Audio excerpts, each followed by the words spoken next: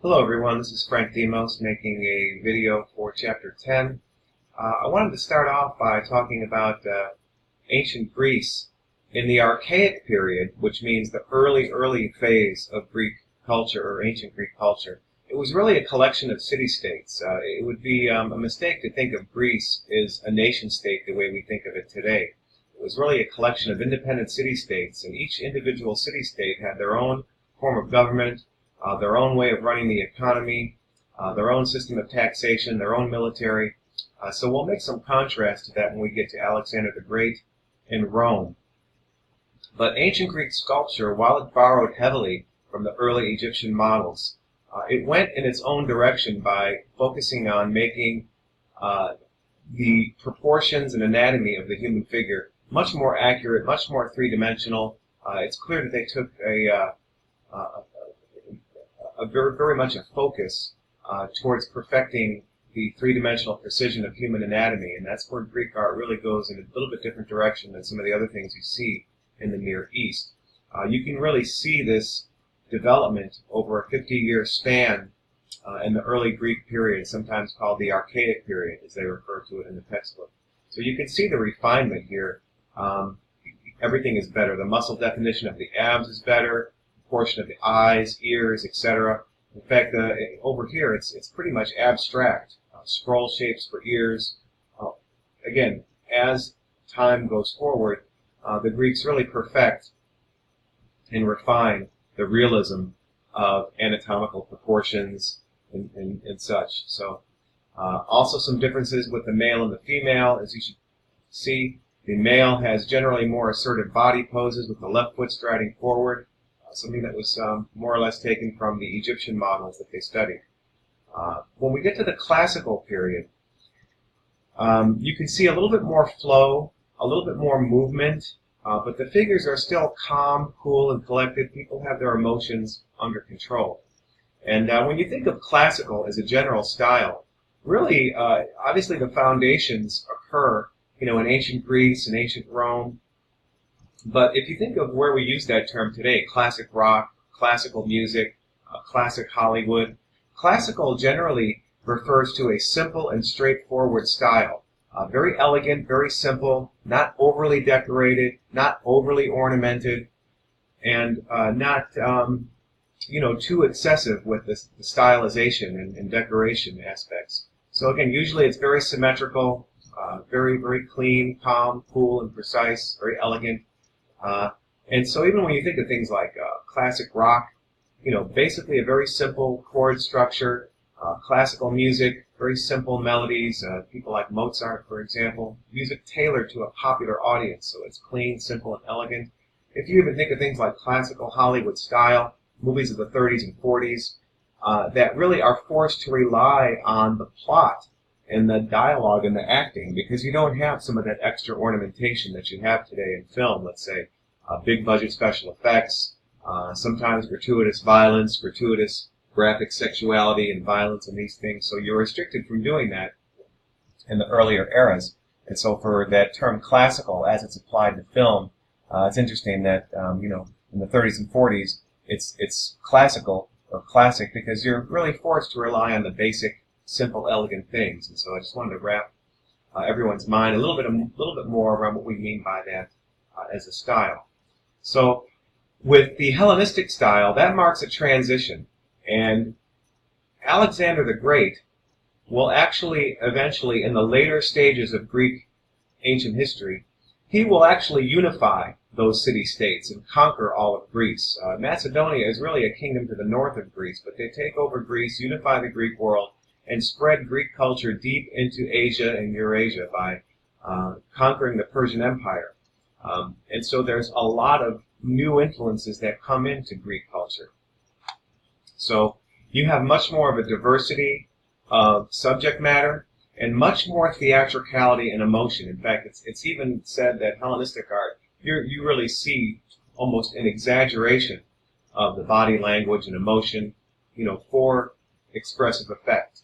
So you have extreme movement now, theatricality, emotion, and again, diverse ranges of subject matter. Whereas a female nude was once taboo in the earlier archaic Greek culture, Now it opens up, and you do see representations of female nude alongside the male nudes, which were always there from early on in Greek culture. So even the architecture is much more grand and theatrical, and that's the general characteristic and tendency of Hellenistic art, contrasted with the classical style, which is much more simple, straightforward, elegant, cool, and collected. Right? Hellenistic, much more emotional, theatrical, a lot more body movement, a lot more theatricality, and even a diverse range of subject matter included. Rome, which will fill the vacuum that Alexander the Great's empire leaves behind. Alexander's empire was very short-lived and very soon breaks up into three. But Rome will fill that vacuum and comes in after Greece as the dominant power in the Mediterranean. And we've already covered some of the key things in architecture, with the arch is the staple defining characteristic of Roman architecture. You see it in the Colosseum. You see it in the Pantheon. It's an arch kind of extended around 360 degrees for their famous dome. Triumphal arches are all over the famous Roman roads.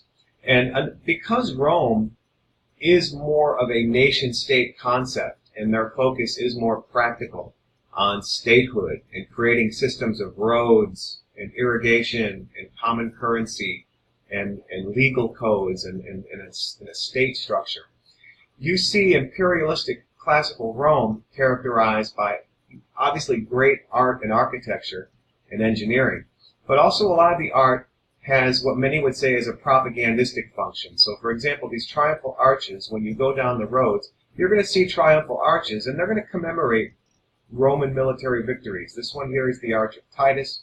It commemorates the military victory over a region in the Near East, I think Judea. So it's the sacking of Jerusalem that's commemorated here in the arch. Even Caesar, you can see very heroic, very triumphant. You're always reminded in the artworks that Rome is great, Rome is powerful. Even on the coins, you see pictures of Roman emperors. And of course, we have that today. You see George Washington on the quarter, and obviously different presidents and figures on dollar bills and so on. That was really a big part of what Rome had going on. The art was great, the architecture was great, but you were also reminded of the power of the state, art that reinforced allegiance to Rome and how great it was and its power. So just some extra stuff there when you're characterizing or thinking of characterizing, classical imperial Rome. So again, covered in Chapter 2 somewhat, Romanesque architecture is small and humble in scale. It has the Roman rounded arches, that's why it's Romanesque. Esque is a ending, basically means in the style of. And the Gothic transformation goes for more height, more spectacular light flooding in from the stained glass windows. You transition from the rounded arch into the pointed arch. And again, the book covers this very well in Chapter 10 as well. It talks a lot about Gothic architecture back in Chapter 3 on architecture. And as we start to talk about some of the styles that are the quote-unquote non-Western styles, it's interesting to note that within the Western churches, the Latin-speaking Western side of Europe, adopts the T-shaped cross for their churches. The Eastern side of Rome, or the Greek-speaking side, which is Orthodox Christianity, in contrast to Roman Catholicism in the West, the Orthodox Greek-speaking Eastern side of Europe adopts the T-shaped or the equal arm cross, right, in contrast to the Latin T-shape. In Eastern Europe, you have more of the circular or equal arm cross, characteristic of the Greek Orthodox Church. Well, Islam will come into this geographic region. So what you see is many famous mosques convert an Eastern Orthodox church into a mosque. So a lot of mosques retain the circular concept, so you have a lot of famous Orthodox churches that become mosques with the Islamic takeover with Turkey in the late Middle Ages. And another carryover influence on mosques is the Roman Forum. which features a large outdoor courtyard. You look at any design of pretty much any mosque, from the most extravagant to the most basic and bare bones and humble. They are typically going to feature an outdoor courtyard. So even again here, you can see that outdoor courtyard featured. These are some of the really famous mosques from the Middle East. Maybe the most famous one, the Dome of the Rock, again, has a similar design from the Eastern Orthodox churches and so on, with the rounded dome-shaped concept. So you also see in a lot of mosques, again, similar things to the Gothic churches with the stained glass windows, the pointed arches, so some similarities with some of the structures there. But probably the main and most important thing to identify with Islamic art is that they rely mostly on geometric patterns, often very complex geometric patterns. And that's, of course, because idol worship, images of the prophet, images of people, for the most part, are forbidden. Similar to Judaism, where there is no idol worship, this pushes Islamic art to go with more geometric patterns and stylized geometric patterns in artwork, sometimes referred to as arabesque as well. Another thing you see commonly is the use of calligraphy, which is formally defined as the art of beautiful writing. So inscriptions from the Quran, hadiths, Arabic letters are often worked in to these geometric patterns. In fact, calligraphy, which is abstract writing and shape making, really fits in well to the whole concept of geometric art.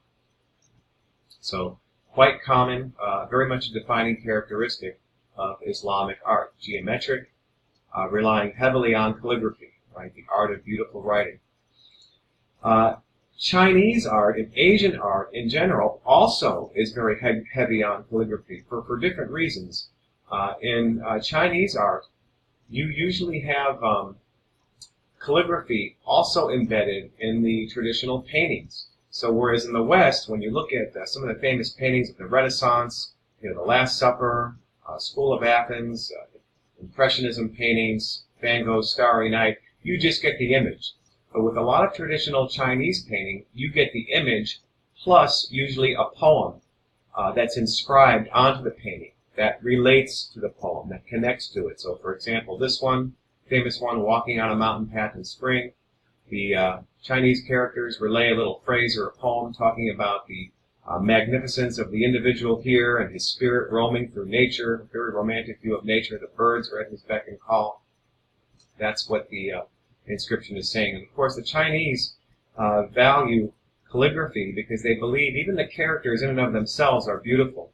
And the way they're written reveals the inner character of the artist himself. So it's funny because that's going away in our culture, where if you have a younger brother or sister in grade school or a younger son or daughter, they're phasing out cursive writing in the Western school system here. It's all about the word processor. But in ancient Chinese culture, this is a very traditional thing, calligraphy. And just like they say your character is reflected in your writing, you slant to the left, you slant to the right, do you press down heavy, do you press down light, do you write big, do you write small, are your letters spaced far apart or bunched close together, how do you dot your I's? All these tendencies reveal the inner character. So calligraphy is a very traditional part of Asian art. And some of the things you can look at in relation to the Buddha here when we get to Indian art. Buddha is always marked by the emphasis on the 6th and 7th chakras. If you don't know what the chakra system is, it's very interesting. It's a system of identifying key kind of energetic centers in the body. The 6th chakra, known as the third eye, the 7th or top crown chakra, these are usually always highlighted in statues of Buddha. You always see that marking of the third eye, and the crown chakra is always signified by either a halo or the flame aspect of the hair here. So in other words, like the mind is inflamed. So this is actually not Buddha. I have this in the PowerPoint for you to look through. A lot of people confuse this with the traditional Buddha, but it's actually not. So I hope everyone is enjoying the course. Look through the rest of the information in Chapter 10 in the PowerPoints, and we will see you soon. Thank you.